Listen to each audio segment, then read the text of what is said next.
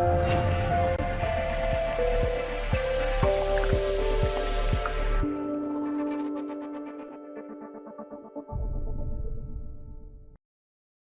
right, a wonderful evening to us all. You're welcome to today's edition of Drivers Hangout. Having a purpose gives us direction, and having a direction makes us to know our potential and then our possibilities. Knowing our possibilities makes us to assess our skill sets and then determine our learning agenda. We all know that food is a part of life, and I don't know if you've ever been at a table where you did not know what the items placed in front of you were used for. And have you ever had to turn down a eat out invite because you didn't want to embarrass yourself?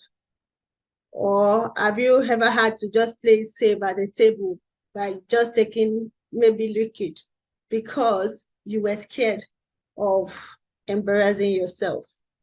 And sometimes you get to certain tables, you wait for others to eat because you are not very familiar with the items laid before you. You are at the right place today. Life will always come with opportunities to dine at different tables, at different levels. If you are aiming high, you will have to dine at important gatherings, and it is just one of the important skills to learn about table etiquettes.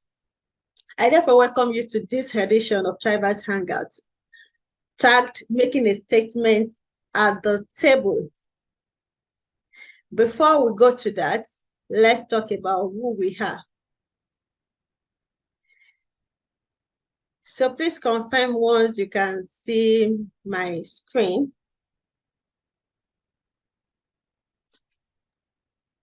Yes, I see. All right, thank you. So making a statement at the table, our facilitator today is Ibukun Olapi. And at the end of this event, we expect that you will be able to create an elegant and cultured personality at any table you find yourself. Whatever class it is, you are comfortable sitting there and projecting a good and positive personality. We expect that at the end of this session, you'll be able to use various cutleries and you understand what different table items are used for. You'll be able to communicate and maintain poise at any table, and you'll be able to dine effectively at any high-stake gathering. So please, as much as possible, keep your phone away. Our meeting is just in less than 1 hour. Focus, take notes. All right, so who we are a community of purposeful women, helping yet to marry women live a purposeful and fulfilled life. We all understand that in this part of the world, marriage is an important factor. And because of the emphasis placed on it in the society, there's an unconscious pressure the society places on women at a certain age, such that most women drop their life ambitions, goals, and dreams, and gifts, and purpose in pursuit of marriage. For some, it happens early. For some, it doesn't happen early. We all know that. And some things are just outside your control. So the essence of our coming together is to ensure that yet to marry women are encouraged to thrive in all areas of life. Thriving to us means to prosper, to be fortunate, to be successful, expand, fulfill the potential that God has given you, progress, and realize a goal or the goal of your life, whatever it is that you have set for yourself. Pursue it and don't ever give up because you feel some circumstances are against you. There are some situations, sometimes they will tell you, don't buy a car. You'll be looking to be, don't wear too expensive clothes so that you won't chase the man away. Don't be too beautiful. And all so many limiting beliefs. So we train ladies to overcome all this. Our purpose is to build the growth of total women that utilizes opportunities and resources positively. Opportunities and resources will come notwithstanding your age. or notwithstanding your marital status. What we are talking about is, so what are you going to do with it? Are you going to throw them away because you feel, I'm not yet married, I don't want to be too successful, so I don't chase away the man? Guess what? By the time you get married, those opportunities may not come again. So you are expected to expand as much as possible, such that even when your partner now comes, you are a blessing, you are a value add, and then you live a better life. Also, we are committed to building a community of thriving women that overcome the hazards of being yet married, redirect their focus to growth in all areas of life, discovering and developing their potential, living a meaningful and fulfilled life. We understand that because of this reason, a lot of women, like I said, drop their dreams. Some even withdraw from social activities, withdraw from family, neighbors, church, or any gathering. Some just begin to live below expectation. And these are the things that cause depression, loneliness, and then suicide thoughts, feeling hopeless, and all that. So what we are trying to address is to ensure that there's a community where you can have friends and you can still live a meaningful life. We want to build women that uses the waiting period to add beauty to life while retaining the tenets of biblical marriage. So we understand that waiting doesn't mean just sit down and be waiting. It means get active. It means discover yourself. It means add beauty to life, solve problems, solve solutions. God can give ideas to anybody. But if you are not utilizing or taking advantage of them, God takes it and gives it to another person that will make use of it. God doesn't waste his resources. Fulfilling purpose makes you more valuable and attractive. And so that is what we are all about. Our values, we believe in marriage, we believe in family, we believe in purpose, we believe in being intentional. Nothing happens by accident. Everybody being here now is because we're intentional. We went to design flyer, we went to design program, we went to get facilitator, we were promoting, talking about it. That's being intentional about life.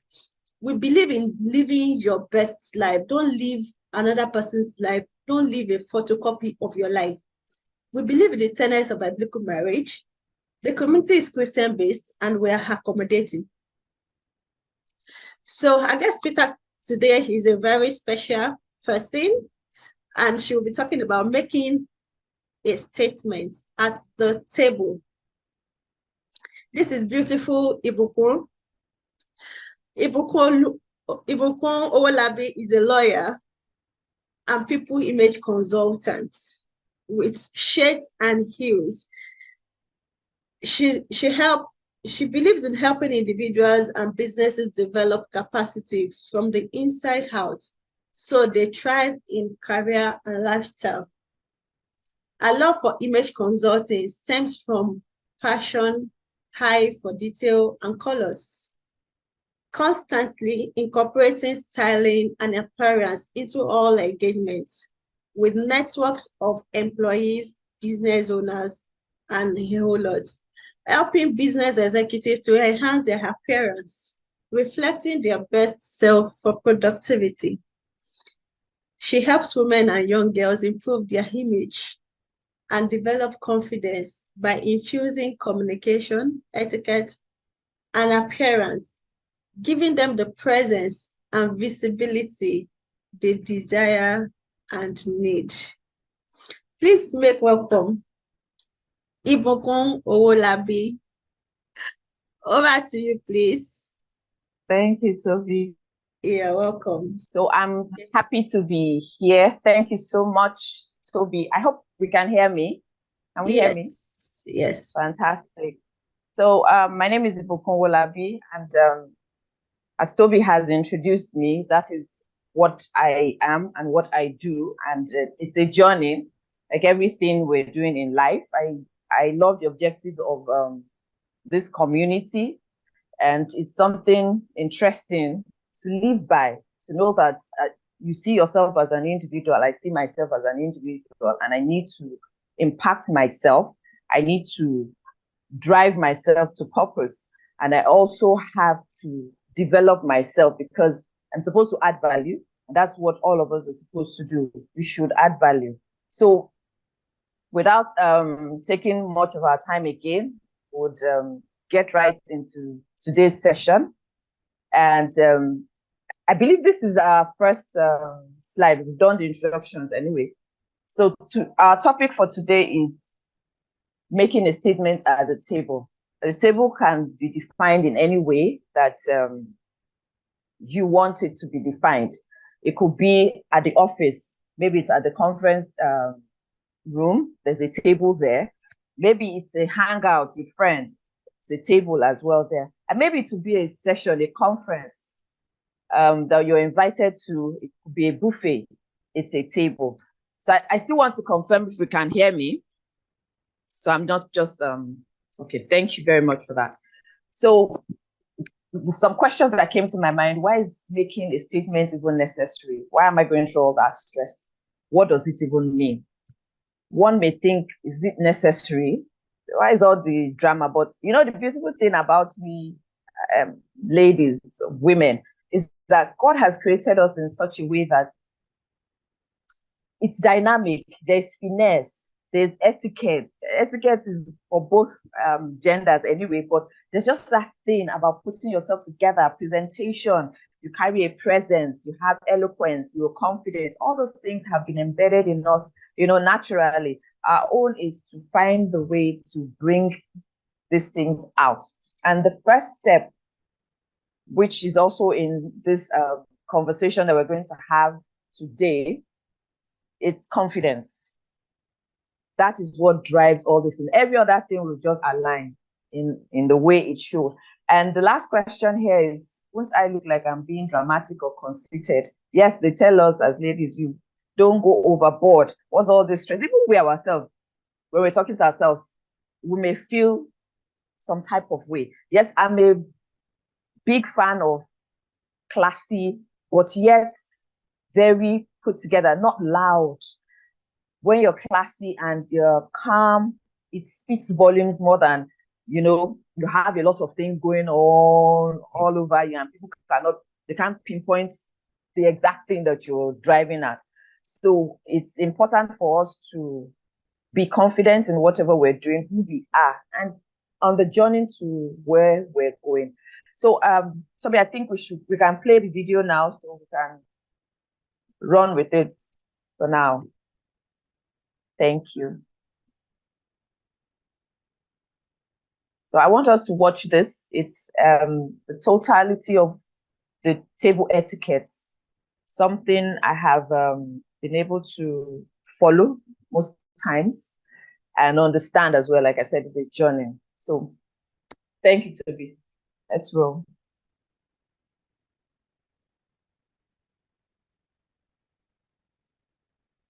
Were we hearing the sound? No, I can't hear it from here. How about now? Yes. Okay. Hello, I'm Jamila Musaiva, an international social etiquette consultant and author of the book Etiquette, the Least You Need to Know.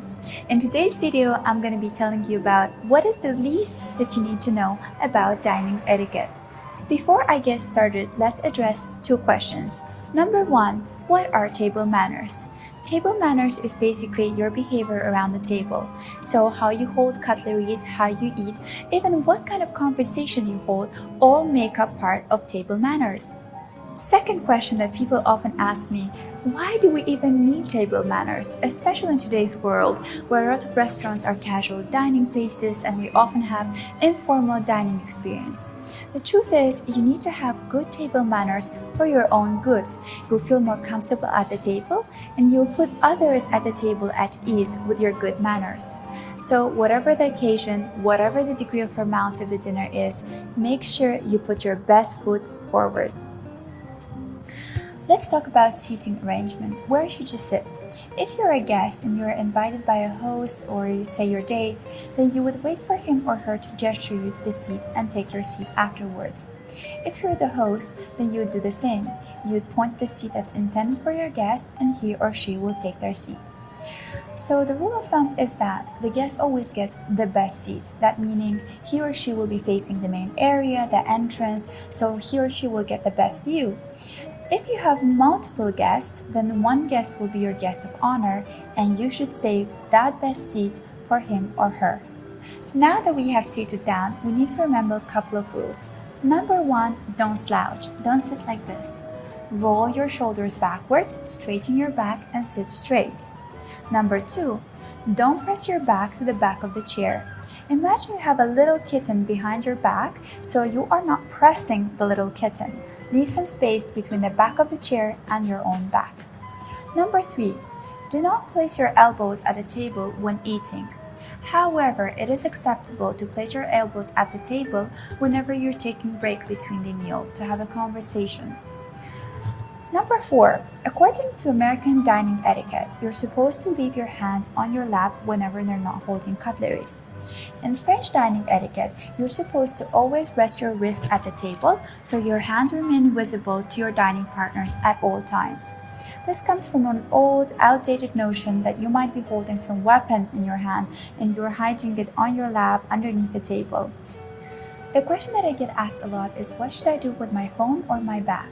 The general rule is that whatever does not belong to the dining experience by itself should be held away from the table. That applies to your phone and your bag. You should silence your phone before sitting down and put it in your pocket or your bag. For your bag, if it's a large bag, you can place it on a special little chair designed for that bag, or you can ask for a bag holder which looks like a hook, and you can hang your bag from there. Else, you can also place your bag on an empty chair nearby, or it's nowadays acceptable to place a bag behind your back. But do it in a very rare cases. If you have a small bag that's like a clutch, you can place it on your lap and cover it with a napkin. Whatever you do, do not place your bag on a ground level. In some cultures and some traditions, it's deemed to bring bad luck, and actually, it shows that you don't respect the money that you're holding in your bag. So keep it always above the ground level. Let's now look at our dining table. Where should I start? This is my dinner table setting. I have a napkin, a plate, a soup spoon, salad fork and knife, main course fork and knife, dessert fork, dessert spoon. The dessert forks should be much smaller than this, but this is what I'm going to serve and I'll be using it. Next, I have the bread plate where I'm going to eat my bread, and I have a butter knife. So the interesting part about this knife is that unlike traditional knives, this has a dull blade and it's used to scoop the butter and to spread it rather than cut it. Next, I have my glasses. So in order not to confuse which one is whose, I'm gonna make this letters B and D with my fingers. So where B is pointing, that's where my bread plate and butter knife is, and where D is pointing, that's where the glasses are. In order not to confuse it with that of your dining partners, use this trick. So now you are seated down, you unfold the napkin. If you're the host, you would do it first to indicate it to your guests. You can do it in two ways. One, with fold lines facing outward, like this, or the other way around, when you have the folded lines facing inwards towards you. I actually prefer this way. This is because I can basically tap my fingers and leave the stains inside. So from the outside, my napkin looks perfectly clean. Once you place the napkin on your lap, you would use it to gently wipe your fingers and also dab your lips with it if necessary. If you are going to a bathroom and you will be back, you would place the napkin on the chair to indicate that you will be coming back. If you are leaving the table for good and you're not coming back, then you place the napkin on the left side of the plate, gently fold it, no need to shape it back to its original shape, and leave the table. If you happen to drop your napkin, Hello, Toby. you can pick Can you it up pause it? if you're okay with that, or... Thank you very much. Why I said we should pause it is because can we go back to the point where she was talking about the actual table setting?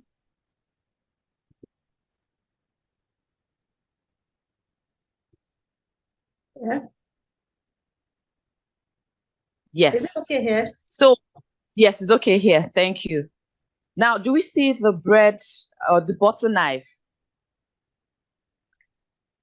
Are we familiar with this kind of knife? I know that most times, some of the dinners I have attended, we don't have this exact knife. We have like a smaller one that has blades, but for this purpose, it's just for identification purposes, because sometimes you'll be at high-end dinners or high-end events where this particular knife is what is being used. It will always come blunt, and it's like a little shovel or spade rather. Yes, spade. So, but it will always come blunt. Then again, you see how the cutleries are arranged. It goes, the first course is where the cutleries are on the outer side. That's the soup spoon. It's on the extreme right. The salad fork, it's on the extreme left. Then the main course fork is next to the salad fork. And then the knife, for maybe you want to pick up, is also for salad. I know naturally or normally people don't use it, or it could be for, there's some other kinds of salads that will need cutting. Maybe the vegetables are quite big. It depends on the meal that it's being served. Now the dinner knife, that's the main course knife, it's on the right. That is the last knife there. So for us to be able to identify these things, that's why it's important, so that when you get to a dinner party and the table is already set, these are the ways to identify what is for what purpose and all of that. Now the desserts fork and knife are the ones that face you directly. Sometimes you may necessarily not see it, maybe because the dessert is being served by the waiters, but most times it will be there on the table.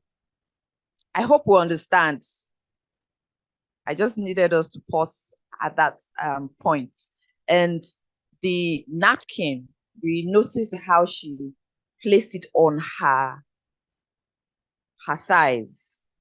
That is exactly how a napkin should be when you're about to eat. Even at home, if you set your table this way, it's fantastic. But that's how the napkin should be. We don't put our napkins on our necks. It's totally wrong. We put the napkins on our laps. That's where the napkins go, so that you be able to, if food drops and all of those things, it's landing on the napkin, not landing on you. Thank you, Toby. You can continue. Yeah. Table setting. I have a napkin, a plate, a soup spoon, salad fork and knife, main course fork and knife, dessert fork, dessert spoon. The dessert fork should be much smaller than this, but this is what I'm going to serve and I'll be using it. Next, I have the bread plate where I'm going to eat my bread, and I have a butter knife. So the interesting part about this knife is that unlike traditional knives, this has a dull blade and it's used to scoop the butter and to spread it rather than cut it. Next, I have my glasses. So in order not to confuse which one is whose, I'm gonna make this letters B and D with my fingers. So where B is pointing, that's where my bread plate and butter knife is, and where D is pointing, that's where the glasses are, in order not to confuse it with that of your dining partners. Use this trick. So now you are seated down, you unfold the napkin. If you're the host, you would do it first to indicate it to your guests. You can do it in two ways. One, with fold lines facing outward, like this, or the other way around, when you have the folded lines facing inwards towards you. I actually prefer this way. This is because I can basically tap my fingers and leave the stains inside. So from the outside, my napkin looks perfectly clean. Once you place the napkin on your lap, you would use it to gently wipe your fingers and also dab your lips with it if necessary. If you are going to a bathroom and you will be back, you would place the napkin on the chair to indicate that you will be coming back. If you are leaving the table for good and you're not coming back, then you place the napkin on the left side of the plate, gently fold it, no need to shape it back to its original shape, and leave the table. If you happen to drop your napkin, you can pick it up if you're okay with that, or you can also indicate to the waiter that you want a new one. The glasses also often get confused. Which glass is for what? There's no need to worry about it because the waiter or the sommelier will usually fill your glass. But it's good to know what is for what. Let's look at this arrangement here. Generally, the taller glasses should be behind the shorter glasses, or the glasses are often arranged in the order of their height, from the tallest to the shortest. Looking at my arrangement, I can see that I have a glass for water, a glass for white wine, and a glass for champagne. So let's start with a water goblet. It usually doesn't have a stem, like you see in this case, and you would hold the water goblet by the bottom of the bowl, like this. This is quite recognizable glass. It's a champagne glass. It's long and thin. The shape ensures that the bubbles in the champagne stay intact while you're enjoying your drink. Also make sure that you hold this glass by the stem, so your fingers are not actually touching the bowl and are not warming up the drink while you're drinking it. This is a white wine glass. Unlike the red wine glass, which is shorter and larger, this glass is longer and thinner. The red wine glass is shorter and larger because red wines have much bolder taste notes and they need more area to breathe. With the red wine glass, you would hold by the bottom of the bowl. So imagine this is a red wine glass, you would hold it like this. For the white wine glass, you have to hold it by the stem so you don't warm up your drink while you're drinking it. So let's get started with our meal. Before you start, watch your host to commence. If he or she starts to eat, then it's time to enjoy your meal.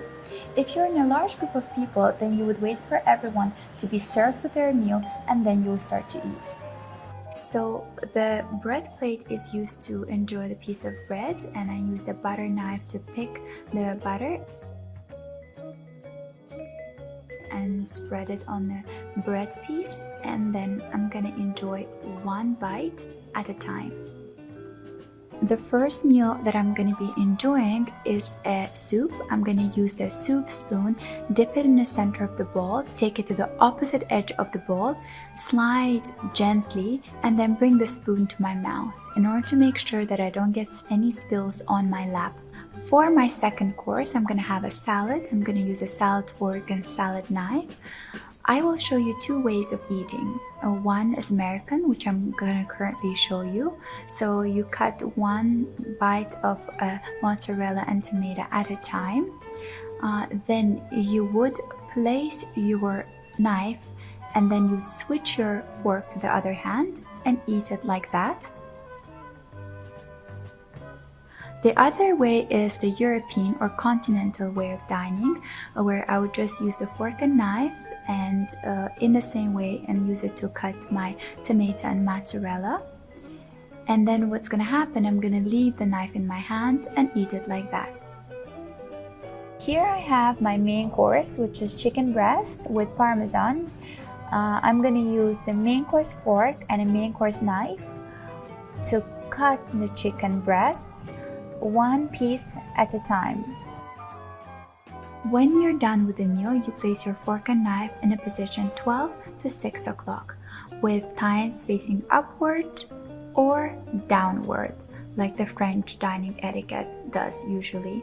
Or you can also place it in a position of 10 to 4 o'clock, just like this, and with a fork facing tines facing down or facing up. It's up to you.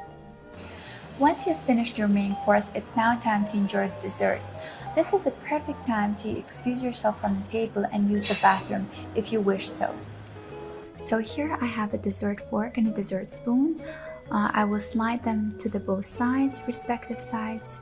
I'm going to be using a fork as a holder and a spoon to cut as a knife. So I'm going to hold the dessert with a fork and cut it with the spoon. Then I'm going to use the fork to push any remaining particles that I want on my spoon and use the spoon to eat my dessert. Once you're done eating your dinner, it's time to indicate to the waiter that you're expecting a bill. You can do so by having eye contact with the waiter or by raising your hand at your elbow. Once you've paid the bill, it's time to leave. You should take your napkin, fold it not too neatly, and place it on the left side of your plate, and leave. If you're the host, you do so indicating to your guest that it's time to leave. If you're a guest, you watch the host to do so, and you leave. On a final note, if this was a dinner you were invited to, make sure you send a thank you message to the host the next day. If you really truly love the dinner experience, you might also consider sending flowers with a beautiful handwritten thank you note. I guarantee you a beautiful handwritten thank you note will serve you a long, long way. Thank you so much for watching this video, and I hope you really enjoyed it as much as I enjoyed filming this for you. I'll see you next time. Bye!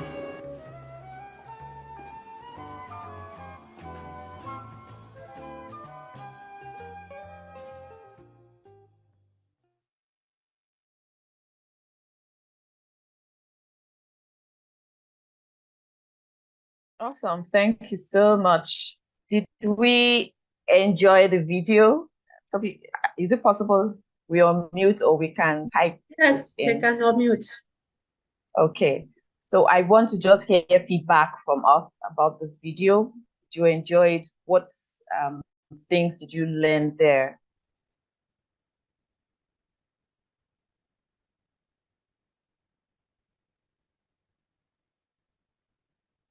Hey, ladies, you can type in the chat section or you could raise your hand. I just want to know whether we're following. Yeah. Thank you for that. So, like I said initially, this is a journey, and having videos like this that we can go to watch, or even, taking yourself out. That's one thing I do for myself. I will take myself out, and going out, I'm learning because I can watch people at my convenience, so that when I get to such settings, I'm not lost. So it's not an immediate thing that, oh yes, it could be so overwhelming that, oh, how am I supposed to know this? How am I supposed to grab all of this? It's a journey. So this begins with you.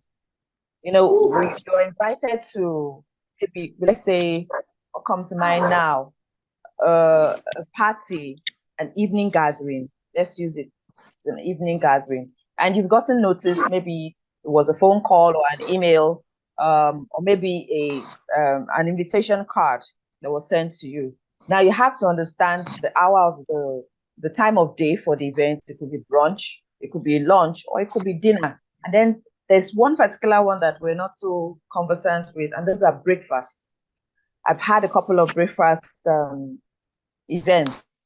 They're kind of still on the maybe low-key side, but they're really enjoyable. So what you would wear should be tailored to the kind of events that you're going for. Then know the colors or the theme of the event or the meeting. It helps. Usually for most ladies, I would advise that a nice gown, one bold color. And when I say bold color, I'm not saying colors that are loud, like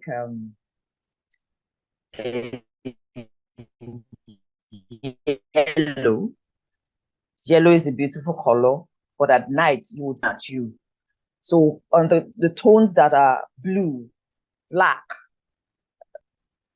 red, purple, those colors